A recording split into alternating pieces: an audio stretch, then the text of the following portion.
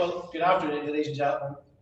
It's a pleasure to be invited along to the Lennon Hall today to deliver this year's Andrew Gibson Memorial Lecture. I'm conscious that this lecture, yes, can you hear me? No, I can't. You can't hear me. I'm just not close enough to you. I'm conscious that this lecture is normally delivered by clever people every year. So if you've come along expecting some kind of high-minded literary critique and stuff, better luck next time. So I'm hoping today to shed some new light on Andrew Gibson and his contribution to Belfast. In addition to that, for which he was well known as the originator of the Gibson collection of Burns and Burnsania. Before I do that, I want to tell you a little bit about Belfast and its character, because as we all know, context is everything, and it's that context that happens to make sense and value of Andrew Gibson's contribution to the life of our city. So, way back in November 1603, Sir Arthur Chichester was granted the castle of Belfast and associated lands. That was effectively the birth of the town of Belfast. The first settlers who came here were of diverse background, and in 1611 it was reported that the town of Belfast was plotted out in a good form, wherein are many families of English, Scotch and some Manxmen already inhabiting. As the century progressed, the Scottish element in the population of Belfast increased. By the end of the 1630s, the number of English and Scots in Belfast was roughly equal. In the second half of the 17th century, the character of the town became even more Scottish, and its economic life was dominated by Scottish merchants. Some of these folk were Scots who had come over, and others were first generation Ulster-Scots.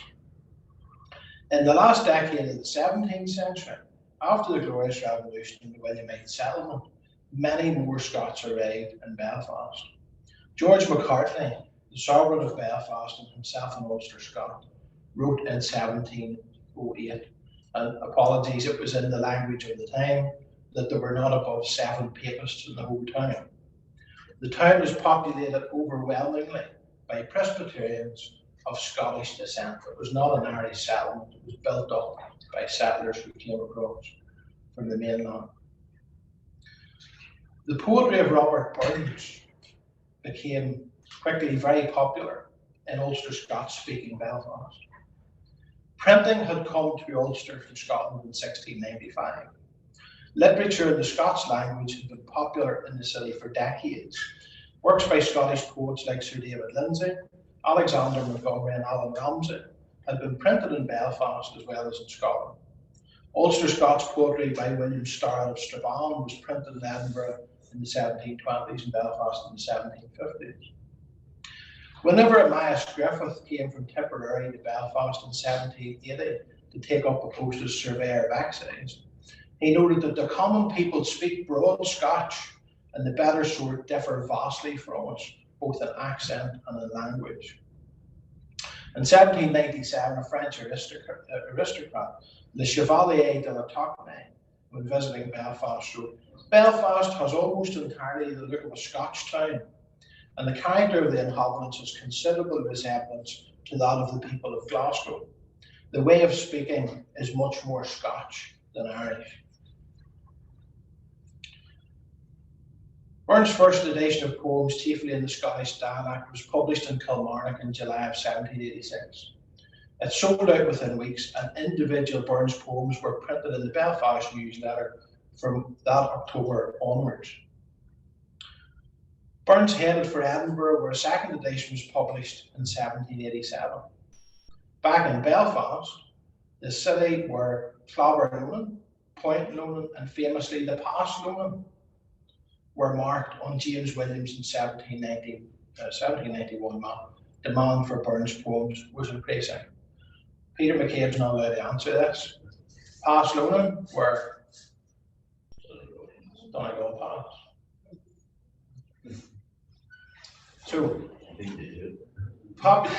the popularity caught the attention of enterprising Belfast printer James McGee, and he placed an advert in the newsletter on the 24th of September 1787, announcing that he had printed his own unauthorised edition This was a parallel edition. Burns never saw 2D from the first Belfast edition. A copy of this edition is in the Gibson collection in the library here, and many other editions will be printed in Belfast and Ulster towns in the centuries that followed that. McGee's Belfast reprint copied a spelling error from the first Edinburgh edition. The famous poem addressed to a haggis, the Scots word skinking. Out Scotland wants nae skinking where the chops and luggies, but if you want her faithful prayer, gear a haggis. Skinking means watering. In the Edinburgh edition, it was misprinted as stinking. They put it into English. And McGee copied the spell mistake from the Edinburgh edition. So the Belfast editions are stinking. We ended up with around 30 editions of Burns being printed in Belfast. All of them are in the Gibson collection. Ayrshire, the home county of Burns, is visible from Ulster. Naturally, there were several influential Ulster-Scots poets who saw Burns, his rural roots, his language, his political aspirations, as being almost identical to their own, all part of a common cultural community that spanned the North Channel. In particular, Samuel Thompson of Carngranny, which is out near Rufford between Mollusk and Temple Poplar, was regarded as the father of Ulster-Scots poetry. He was a school teacher, and he inspired a group of younger men in the locale to write in their own tongue.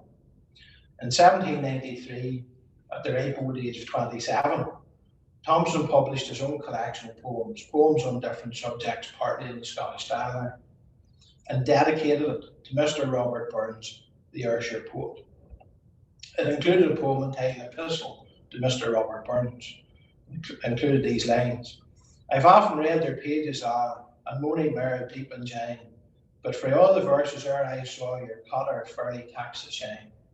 The cotter Saturday night he's talking about. In early 1794, Thompson and his friend John Williamson actually travelled to Dumfries to meet Burns. Thompson and Burns hit it off. They sent each other letters, books, even snuff. And in July of the same year, Henry Joy, who was the publisher of the Belfast newsletter and ancestor of Henry Joy McCracken, also visited Burns.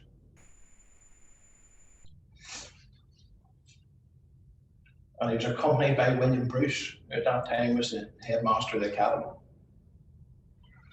Burns died on the 21st of January 1796 at his home in Dumfries and was greatly mourned in both Scotland and Ulster. James Orr of Ballycarry, who was a young protege of Thompson, published his own poems on various subjects in 1804, which included an elegy on the death of Robert Burns, including the lines, Dumfries might wheels stake every shop and sell our trades to Barry Burns. O Burns, the wail of swains, with thee the Scottish music fell.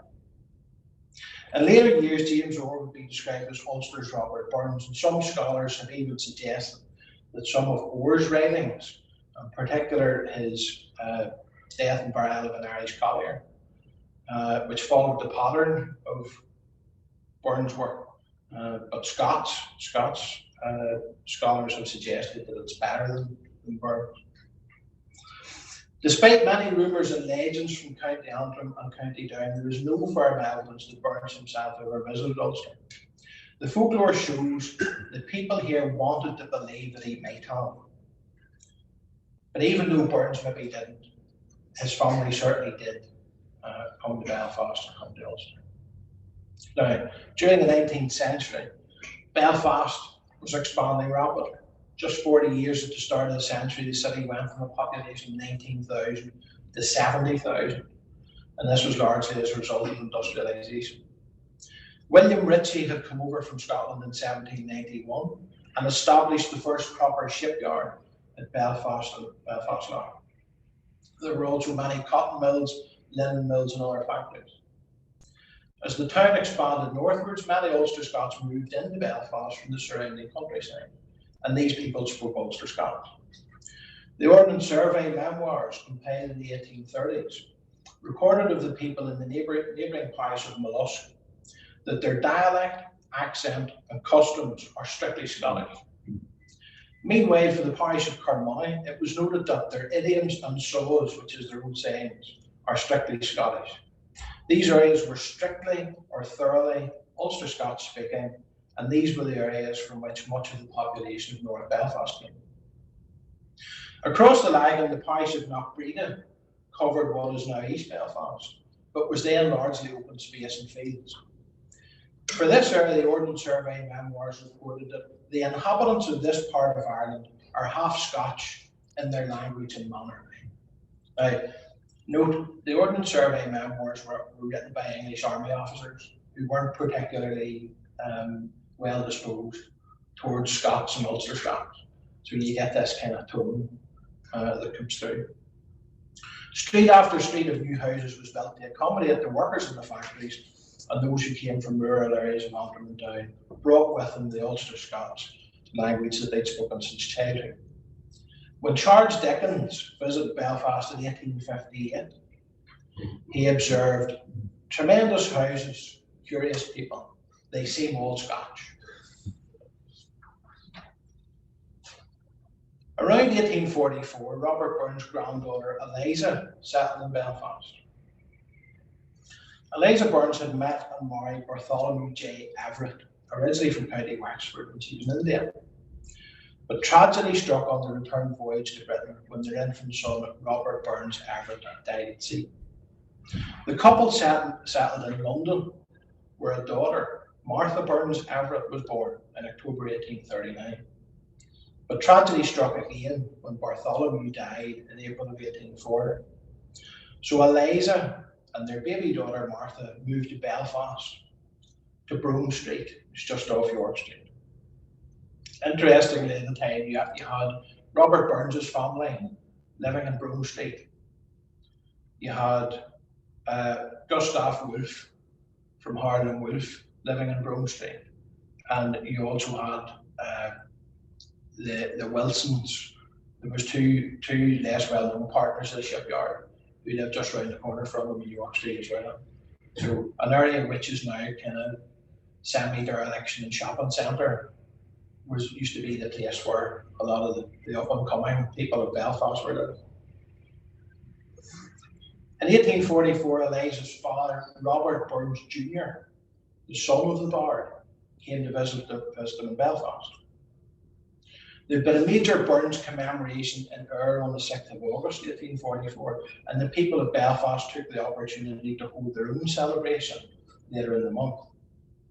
At Burns Tavern in Long Lane, and also at the Belfast Music Hall, events were held under the auspices of Belfast Burns Club.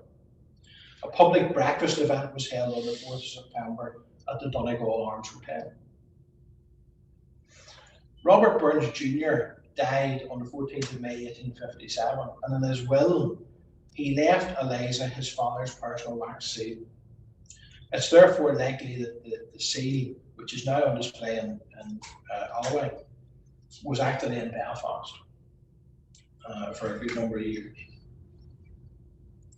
Eliza and Martha moved from Brome Street over to Wilmont Terrace on the Lisburn Road.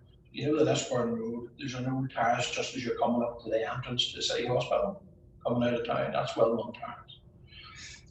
They moved there about 1858 and stayed until about 1865. So Martha, who at that stage was about 26, had effectively spent all of her life in Belfast. They moved to Scotland and settled at Barnes Terrace in Ayr. In later years, the Reverend Thomas Hamilton, who was the principal of Queen's College here in Belfast, said that Martha had been an early and much valued friend of his own. The Everetts, when they lived at Brome Street, had attended York Street Presbyterian Church, where Hamilton's father had been the minister, and the two families had often shared Christmas dinner together. 1859 was the centenary of the birth of Robert Burns, and commemorative events were held all over the world. The Northern Whig newspaper ran competitions for poems to celebrate the centenary of Robert Burns. Centenary events were held at the Belfast Music Hall and at the Corn Exchange. With guests of honour, Eliza Everett and Martha Burns Everett, 250 gentlemen and 80 ladies packed the music hall. The music hall stood on the corner of May Street and Upper Arthur Street. to commemorate Burns in style and in grandeur. From 6 p.m. until well after midnight, dignitaries, clergymen, politicians and civic leaders gathered to toast and pay homage to the bard. A portrait of Burns painted by William Dobie was unveiled on the evening. Dobie had trained at the Royal Scottish Academy but was then living in Belfast. The previous year he had completed a painting for Holyrood Presbyterian Church of their minister, the Reverend Henry Henderson. Henderson wrote a regular newspaper column under the pseudonym Ulster-Scot. The portrait was later given to Eliza Everett, and around 1901 her daughter Martha donated it to Queen's College. If anybody here knows anything about that, it's now, as we understand it, unable to be traced. So if any of the learned people in the audience have ever come across a reference to it, do let us know. During a speech at the music hall, Professor Craig from Queen's College, Belfast, said, "It might also be a matter of question whether this Ulster of ours be not really more a part of Scotland than a part of Ireland. We have come over and set up another Scotland here, an Irish or Little Scotland, it may be called. We have made this province of Ulster, this black north, half Scotch or more than half Scotch, in almost everything, in blood, in language. It happens too that of all Scotland, the part with which we are here most nearly connected, more intimately linked, is the county of Ayr, the land of Burns." A different style of event was held at the Corn Exchange, which was coincidentally now home to the Discover Ulster-Scots Centre, where 400 people from the working classes attended a soiree which was felt by some at the time to be much more in keeping with Burns' own ethos. Ayrshire-born Dr. James McCosh of Queen's College, later of Princeton, was the key speaker. He made references to the Covenanters and said that although he had been invited to the music hall event, he preferred mingling with the common people. I'm not sure whether that's better or worse. Old Park Band played a selection of Burns airs, and Burns songs were performed by a variety of solo singers. When he was in Belfast in 1844, Robert Burns Jr. asked to be made an honorary member of the Belfast Burns Club.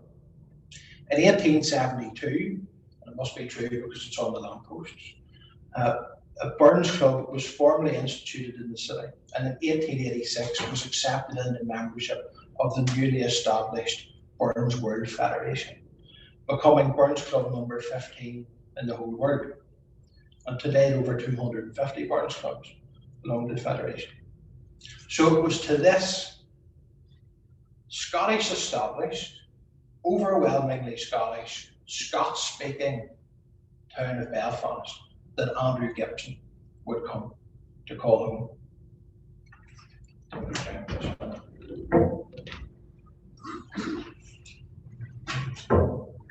Now, Gibson was born in New Cumnock, Ayrshire, on the 23rd of December 1841. His father, William Kennedy Gibson, was a farm labourer on Merkland Farm, and he had married the farmer's daughter, Janet Black. It's likely that Andrew was actually born at the farm. He attended the local free church school. Now, for those of you who don't know, New Cumnock is right in the heart of Burns complex. And the Afton water, the little stream that Burns made famous in the song "Flow Gently Sweet Afton," actually flows through New Cumnock. So it's steeped in Burns, and everybody in the village knows about Burns. As an aside, about, I would say 5 or 6 years ago, I was over in New Cumnock. At that stage, something like 4 out of 5 clergymen who ministered in churches in New Cumnock were actually from here. So there's a two-way connection to that part of the world as well. The family later moved to nearby Pathhead, where Andrew and his younger brother Peter worked as clerks at the local railway station. That was the start of his career in transportation travel.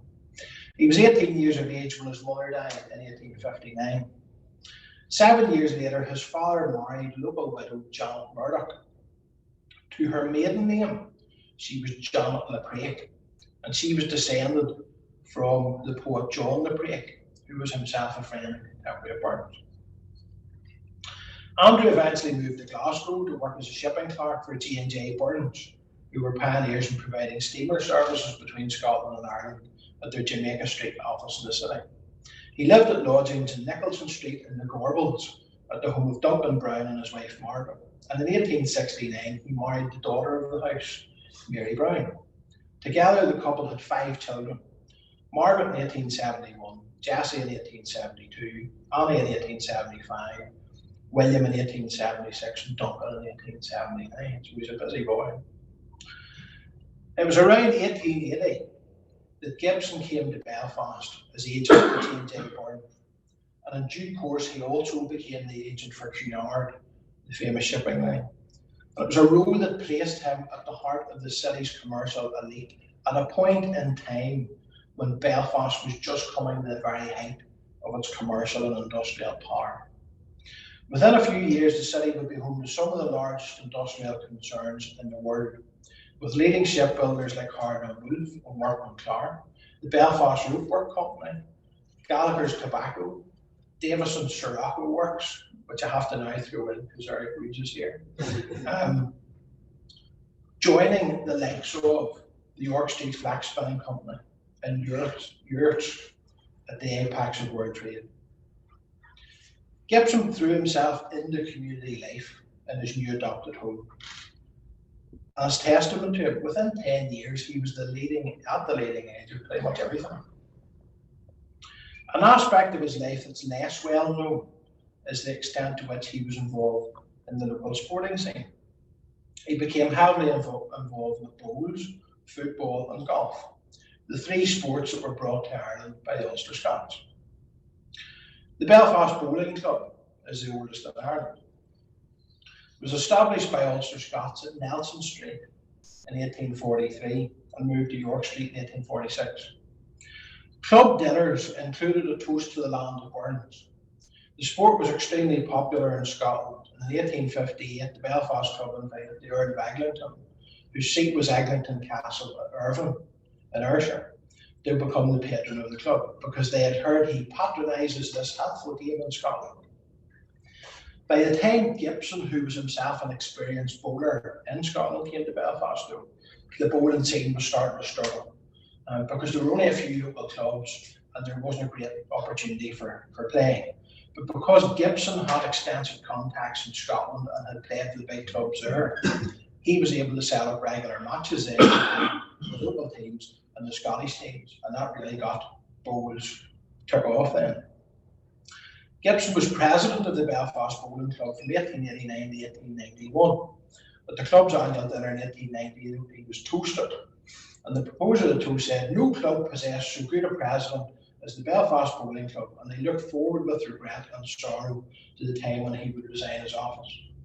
Mr. Gibson was always kind and courteous, not only to the members of the club, but to all those who knew him and even those who did not. Gibson acknowledged the compliment and said he could always look back with feelings of lasting gratitude upon his term of office in connection with the club. His position was rendered more acceptable because of the unqualified support he received from the members. In 1892, the Belfast Club affiliated to the Scottish Bowling Association, which had recently been set up to draw up and issue a code of rules for the games in the very early days of the sport. And Andrew Gibson also played a key role in the opening of a bowling green in Ormeau Park, which was the first public bowling green in the city. It may have been the first public bowling green in Ireland. The Glasgow Evening News of 10th of July 1893 carried a report on a match between Queen's Park, the biggest Scottish team, and Belfast. It said, "On Saturday first, 3 ranks of the Queen's journeyed to Belfast to meet Mr. Andrew Gibson's boys," interestingly spelled B-H-O-Y-S. Mr. Gibson is an old Queen's man, and needless to say, the reunion with many of his old club will be to him and them a joyous, soul-stirring function, which is a great description for a game of bowls. In 1896, when the Belfast Club secured a long lease on the ground beside Botanic Gardens, it was turned into a limited company, and Gibson was among the first directors. Cliftonville Football Club was the first football club in Ireland. It was established by an Ulster Scot called John Macready McAleary in 1879. He fell in love with the game while he was on honeymoon in Scotland the year before, and he invited two Scottish teams, Queen's Park and Caledonians, over to play an exhibition match to generate interest. Within the year, he put an advert in the newsletter in the Northern Week entitled Cliftonville Association Football Club brackets Scottish Association Rules, inviting people to get involved in the club. McAleary promoted the game extensively and also went on to help found both the IFA and the Irish League. Now, Andrew Gibson's first home in Belfast was at Cliftonville Avenue. So Cliftonville FC was his local team. He had a long time involvement with Cliftonville and served as president of the club in 1891-92. His son, William Kennedy Gibson, who became a prominent Belfast solicitor, was even more involved with Cliftonville. He scored 35 goals for the club and was capped 14 times for Ireland. He captained the Ireland team on 4 occasions, including their first ever international away win in 1898 when they beat Wales 1-0 at Clondalkin. He followed in his father's footsteps as president of Cliftonville FC and was also legal advisor to the IFA. On an aside, he was elected as a unionist member of Belfast Corporation. He represented the Clifton ward, which is where they lived, and he served from 1909 to 1920. He had intended to run in the 1918 general election in the Duncairn constituency, but stood aside so that Sir Edward Carson could switch from his constituency in Dublin to come to Belfast and run in the election. Andrew Gibson, the father, was also a keen golfer. He was a member of Belfast Golf Club, which eventually became Royal Belfast. That club was also the first in Ireland, established in 1881 by Thomas Sinclair, an Ulster-Scot who lived at Hopefield House on the Antrim Road. Again, not very far away from where the Gibsons lived. Sinclair was smitten with the game after he played St Andrews while he was on holiday in Scotland. He came home and he approached George Bailey, who was a teacher at BRA, who was an experienced golfer originally from Musselburgh, and they set about developing the first course at Kinniger. Sinclair sponsored the first ever golf prizes that were competed for in Ireland. They're called the Sinclair Yurt medals. They're still on display at the club. And he sponsored those along with another Ulster-Scot, William Yurt, who was Yurt's Mills on the Crumlin Road. First private golf course in Ireland was established at the Grove by another member of the Sinclair family. After the club became Royal Belfast, it moved from Kinniger out to Carnally, further into County Down, and Andrew Gibson was credited with attracting the future Prime Minister Arthur Balfour to come and play at the new course. Gibson also had a phenomenal range of interests and involvements in the cultural life of Belfast. He was instrumental in the foundation of the Belfast Scottish Association in 1888. The meeting to establish that association was chaired by George S. Clark, a workman Clark shipbuilder who had come over from Paisley. Clark told those gathered that he'd heard it say, this is an old joke, it wasn't as old at the time when he delivered it, heard it said that a Scotchman was someone who kept the Sabbath day and everything else he could lay his hands on. Whether that definition was true or not, one thing he was certain, and that was that every true Scotchman kept in his heart a very warm corner for his native country and for everything that was Scottish. They had hundreds, and he might say thousands, of Scotchmen in Belfast. And note please, Scotchmen, not Scotsmen. This thing of Scotch is a whiskey, you know, that's only a whiskey, it's not the people. Nonsense. Whiskey being described as Scotch is a relatively recent thing. Scotchmen describe themselves as Scotch in their own language. In Ulster-Scots, we say Ulster-Scotch, whenever it's like saying Francais as opposed to French. So Scotch is the right way. And of course, if you're ever in Belfast in July, as you are, Mervyn, you'd be very well aware that all the people who come over from Scotland are referred to by Belfast people as Scotchies. So, after speaking, Sir George Clark, as he later became, called on Andrew Gibson. So notice, Within 8 years of arriving in Belfast, Gibson is being called up to the front, second only to George Clark, to move the first resolution. Gibson said he wouldn't insult their intelligence by trying to prove the need or room for the formation of a Belfast Scottish Association. They, having left the country of their birth and settled in this land of their adoption, might be true to their social instincts, aspirations, and characteristics, and yet all the better citizens, with those among whom their lot was cast. Nay more, they believed that in the establishment of many of the projects and schemes aimed at, their Irish brethren and visitors would also find innocent amusement, enjoyment, and recreation, and they would heartily cooperate with one another for their mutual benefit and advancement. At the inaugural meeting, Gibson was appointed junior vice president with George S. Clark as the senior vice president. Within the year, the association had secured and fitted out new rooms in Custom House Square for the use of their members, which included a supply of Scottish newspapers, probably a bit like people in Belfast still buying the Daily Record.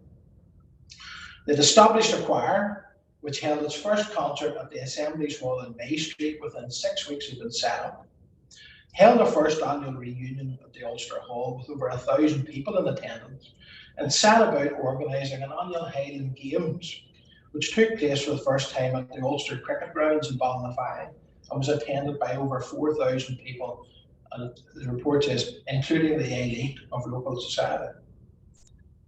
Gibson was involved with the Belfast Burns Club, where he served as president, and he was a regular, delivering papers to very receptive audiences.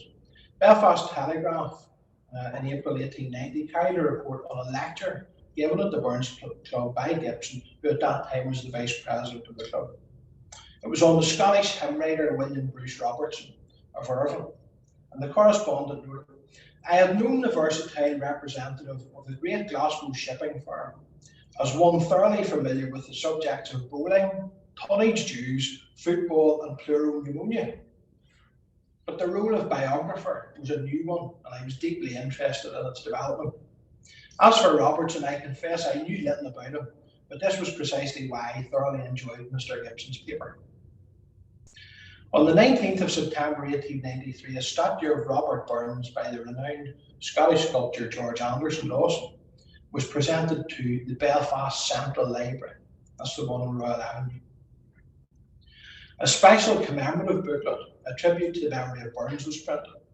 The statue was organised by James Dewar, the Secretary of the Belfast Benevolent Society of St Andrew and Vice President of the Belfast Scottish Association, and it bears the inscription, "Robert Burns, 1759 to 1796, presented by his countrymen and admirers in Belfast." It was a replica of the statue that had been installed there in 1891. You probably passed it on your way into the library here today because it now stands at the top of the stairs. One of the countrymen and admirers who was behind the initiative was Andrew Gibson. It's fitting that the statue he was involved in now stands in the Liddell Library, for it is this institution which more than any other is known for its association with Andrew Gibson. Gibson was a governor of the library in what might be regarded as a heyday, when its leading lights included the likes of Gibson, R.M. Young and Francis Joseph Bigger, all notable antiquarians in their own right with a wide range of interests who were real drivers on the cultural scene. A Fellow of the Royal Society of Antiquaries of Ireland, Gibson was part of the group that re-established the Ulster Journal of Archaeology. Within the Linen Hall, he worked on bringing Bunting's harp traditions back to prominence and lectured on that subject. He was also part of the group that worked to establish a Belfast Shakespeare Festival, though the Shakespeare stuff didn't survive anywhere near as long as the Burns stuff. He was a noted authority on the Scots poet Alan Ramsay and the Irish poet Thomas Moore. In 1927, he published a highly regarded volume on Ramsay entitled New Light on Alan Ramsay. He also authored a well-regarded bibliography of Moore, which formed an appendix in Stephen Gwynn's Life and Times of Thomas Moore in the English Men of Letters series. He gathered significant collections of material by both those men, which now reside in Queen's University. Arguably his greatest achievement, however, not unexpectedly for an Ayrshire native, was his collection of Burns literature and Burnsiana, collected over decades, which grew to become the largest collection of Burns material in the world, out with Scotland. Gibson was a great, almost fanatical collector of the works of Burns. James H. Murphy in the Oxford History of the Irish book captures Gibson's aspiration as a collector. He says he particularly wished to acquire every edition of Burns he could accrue and went to great lengths to do it. As Burns' renown grew, so did the reach of celebrations and commemorations. The 21st of July 1896 was the centenary of Burns' death, and an international outpouring of events, publications, medals, monuments and commemorations took place in Scotland under the patronage of Queen Victoria and the Earl of Rosebery as honorary president. People from all over the Scottish diaspora visited and took part in those events, and Glasgow and Dumfries were the focal points. Andrew Gibson was the only person beyond Scotland to be appointed to the executive committee for that proposed Burns Centenary exhibition in Glasgow. He loaned hundreds of items from his own huge collection. A special effort was made to source other items from Ulster. In May 1896, Gibson was tasked with leading a committee set up in Belfast. Adverts were placed in the local papers inviting members of the public to bring forward Burns-related items, portraits, pictures and personal relics. Other members of the committee included prominent Belfast business people, historians and academics. Now, mentioned earlier on the Burns wax seal, Andrew Gibson was one of the recipients of a centenary card from Burns' great-granddaughter, Martha Burns Thomas, which featured the official wax seal. So in other words, a little card with a wax seal on it, which had been imprinted with the original seal, which she held. Gibson's personal card was signed Andrew Gibson Squire, with Mrs. Burns Thomas compliments, 11th September 1896. Now, it's thought at this stage that that particular item is with other items from the Gibson collection, which are held in the Manuscripts Archives and Rare Books Library at Emory University in Georgia, in the USA. And I know Julie has been tentatively sailing up to them and, going, is there any chance? But I think we're without no avail so far. Now, on the 5th of December 1900, the Northern Wind reported, today at noon, a meeting of those favourable to the purchase for the city of Mr. Andrew Gibson's well-known collection of Burns and Burnsiana literature will be held in the Linen Hall Library, the Lord Mayor Sir Robert McConnell presiding. As stated in the circular, signed by Mr. James Wilson, Chairman of the Provisional Committee, and William Swanson, Honorary Secretary, there are in the collection no less than 728 distinct editions of the works of Robert Burns, numbering more than 1,000 volumes, while the Burnsiana, also extending to over 1,000 volumes, covers the entire field of literature surrounding the life and writings of the poet. Unitedly, the two divisions are without exception the most complete embodiment of the widespread influence of Burns that has ever been brought together. Accompanying the collection is a most exhaustive catalogue, the labour of many years of close research, which contains numerous facts not to be found in any published edition of the poet's works or his biographies. The committee naturally feel this unique collection should find a permanent home in Belfast, where it was formed, a city which is therefore has the honour of having produced the first edition of Burns' poems printed out of Scotland. It is pleasant to learn that upon being approached in the matter by the Provisional Committee, the governors of the Linen Hall Library have formally undertaken that the collection, if entrusted to them, will be maintained intact and available to all bona fide students, although they may not be connected with that institution, but under such reasonable restrictions as may be necessary for its proper preservation. Free access will also be afforded to all visitors to the city who are in any way interested. Why did you have a regular mode of a committee getting set up to buy it off Gibson instead of the library buying it directly off Gibson? The rules of the library say it's not allowed to buy books from its own members. So they set up, the Friends of Gibson set up a committee to facilitate transaction. These agreeable and encouraging facts will, we sincerely trust, lead to agreeable deliberations of today's meeting, and we trust the result will be in the highest degree satisfactory. Totally different in those days, writing to the paper. Like. The result was indeed satisfactory, and the meeting agreed to work to raise the necessary funds for the purchase of the collection. The Gibson collection had been valued at £2,500, but Andrew Gibson had generously agreed to sell it to the committee for £1,000. Just in case those numbers don't sound like an awful lot, £2,500 in 1900, adjusted to today's prices, is about 380,000. And Gibson had agreed to sell it for 80,000. The committee set about its work and donations came in from the great and good of Belfast, and we can see this from the fact that the committee very helpfully published regular subscriber lists in the local papers, including the running totals. First list, published in December of 1900, included donations from the editor of the newsletter and the Northern Whig of £1 1 shillings and £2 2 shillings respectively. So obviously the Northern Whig was the richer one. £5 5 shillings from Reverend Hamilton, the President of Queen's College, and £2 2 shillings from Reverend Professor McCotter of St Malachy's College. £5 5 shillings from Sir Robert McConnell, the Lord Mayor, and £3 3 shillings from Sir Otto Jaffa, Belfast's first Jewish Lord Mayor. So the appeal of the Burns and the Burns collections reaching out across the city. £5 5 shillings from Sir James Musgrave, and £5 5 shillings from Professor Ayrshire William Whitlam. And the total in the first list was £269 17 shillings. The second list was published on the 1st of January. It included £5 5 shillings from James Barber and £5 5 shillings from Abram Coombe. So don't know at this stage whether the Barber there is Barber from Barber Threads or Barber from Coombe Barber. And the those two names are putting together. Again, big engineering works down. And £5 from the Right Honourable W.J. Parry of Hardman Wolf, bringing the running total to £369 6 shillings and 6 pence.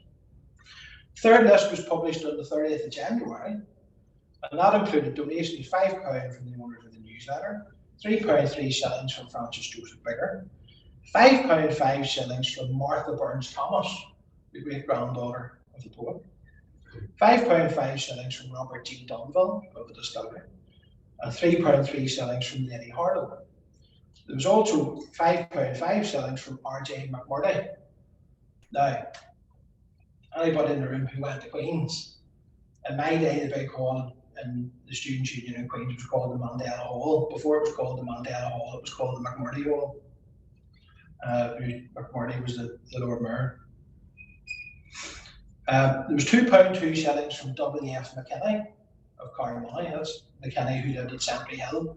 Again, there's a collection of McKinney books here in the library. And £5 from Samuel Riddle, who I think might be the Riddles of Riddle Hall, but strong. With the grand total rising to £507 8 shillings and 6 pence. Some way short of £1,000.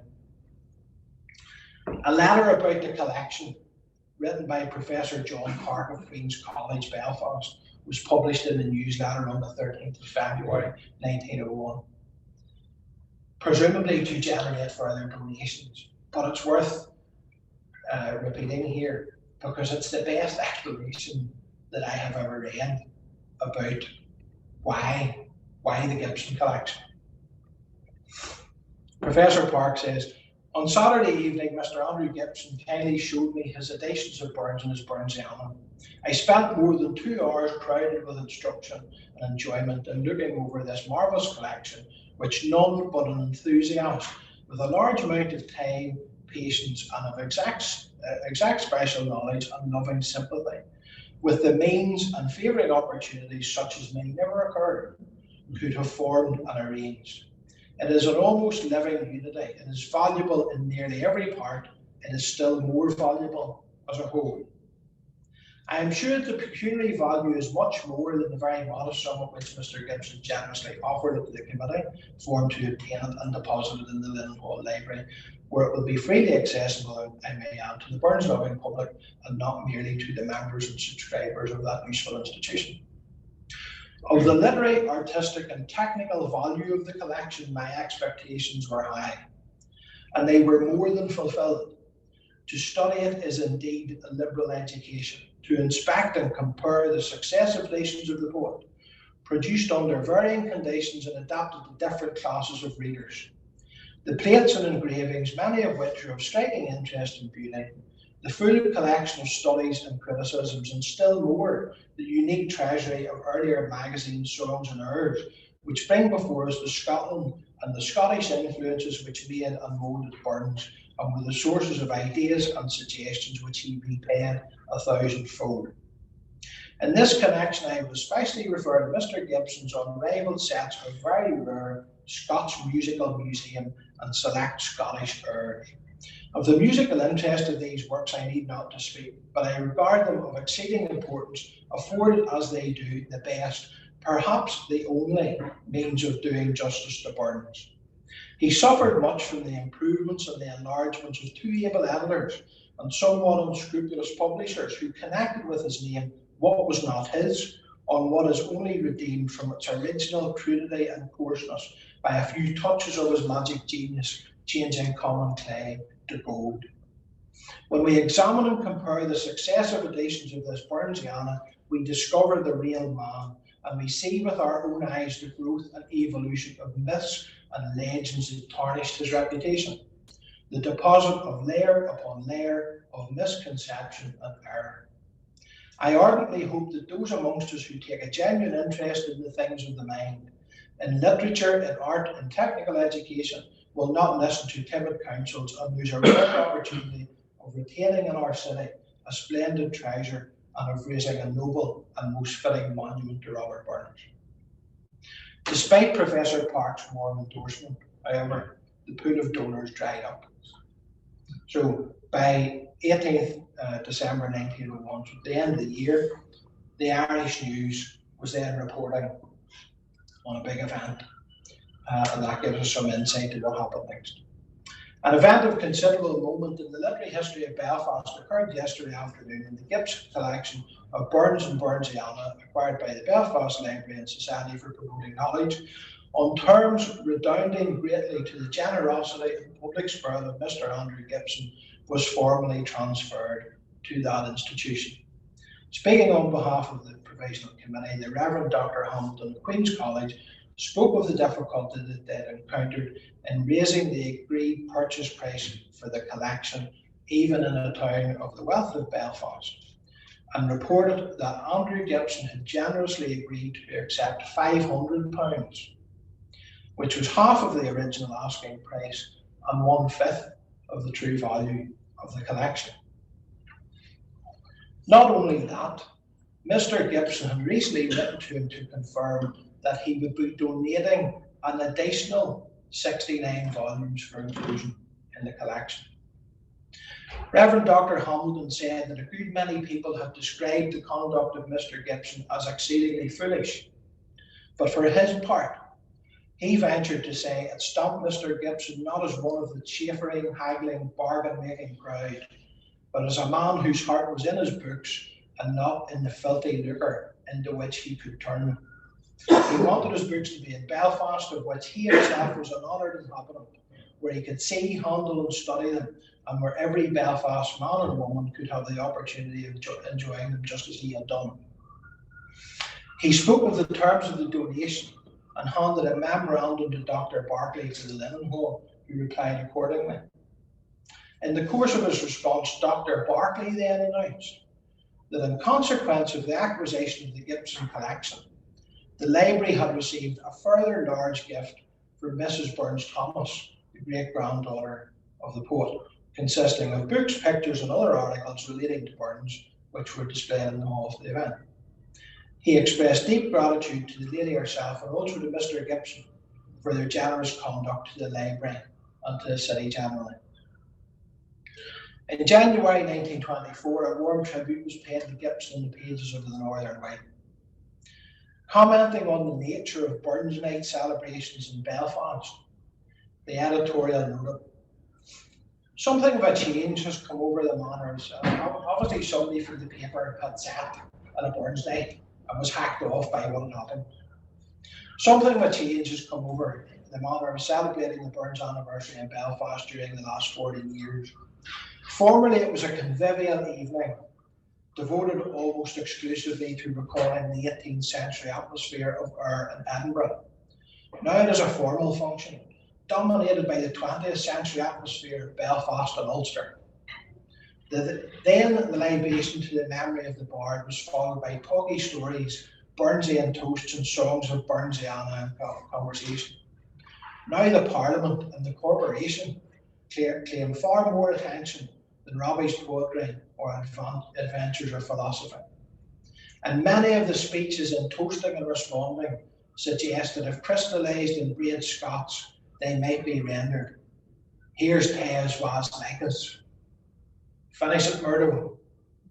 Damn few in their own deed. So we're not talking about Burns and his genius anymore, we're bumming about ourselves. Perhaps the change is due to the fact that the leaders of the old Burns Club of other days, which used to be responsible for the celebrations, were not only Burns enthusiasts, but almost Burns fanatics, who believed that to bring political, local or contemporary matters into a gathering consecrated, as it were, to their idol would be incongruity. There is one, however, still with us who never failed on these occasions and who later proved his enthusiasm for the poet by making a collection of Burnsiana, which is probably unequalled in this country and is one of the features of the Lindenhall Library. I need not say that the reference is to our esteemed fellow citizen, Mr. Andrew Gibson, who, though he has topped the 40, is still hale and hearty, as when he used to sing Roving Robin, and an active member of one of our most important public bodies. Throughout all of his community and cultural involvements, Gibson remained extremely active in commercial matters. And about 1915, he was elected to the Belfast Harbour Board. Now, bearing in mind at this stage, Gibson is well on in his 80s. He's still on the Harbour Board. Didn't actually retire until 1925, the year after that. It was a further testament to the importance of the Gibson collection and the character of Gibson himself in a letter by John Muir, who had been an editor of the Burns Chronicle and was an author of several books on Burns. He wrote the newsletter in 1926 after visiting the collection here in the library, and he lobbied for the production of a printed catalogue for the collection to aid researchers who weren't from here. Muir knew personally many of the great Burns collectors, including Gibson himself.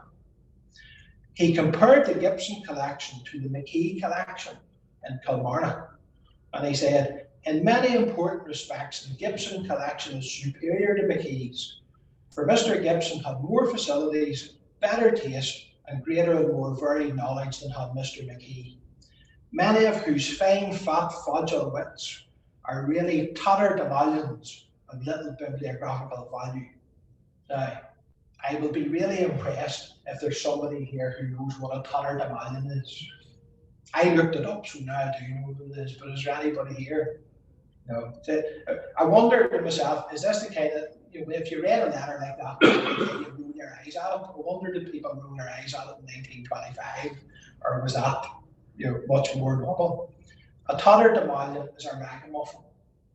So what he was basically saying is that the McKee's books were fine, fat, so they're all fine and they're lovely and they're leather and they're great. But actually, in comparison to the Gibson collection, they're ragamuffins and tatters.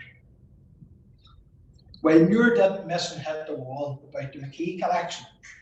He did have nice things to say about Andrew Gibson, reporting that his many friends, and no man has more friends and fewer enemies, will be delighted to learn that although advanced in life, he is as keen and alert as ever, and as fully as good a man as when he left all Scotland for Ireland many years ago and exchanged the ebb and flow of the Lagan for the inland murmur and ripple of Sweet Afton, so famous in Burnsian minstrelsy.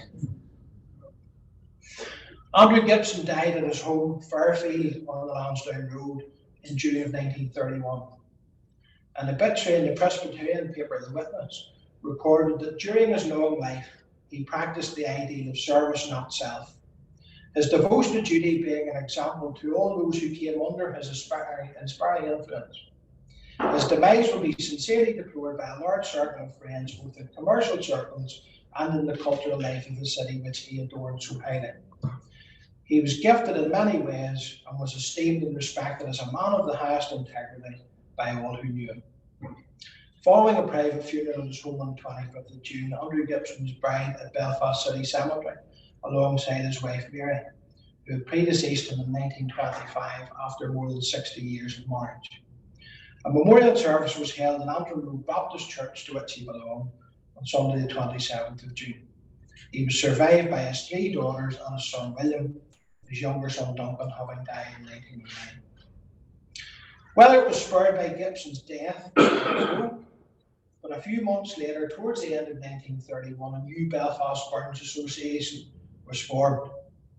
Under the headline, Members of Burns Association Forgather, the Ulster-Scots word, the newsletter reported optimistically on the first social gathering of the new association. It said, the enrolment of members has exceeded all expectations, and under the presidency of Mr. Alex Emsley, it is anticipated that Ulster Scots will have ample opportunity of entering into the spirit of brotherhood as expressed by the Scottish National Bar.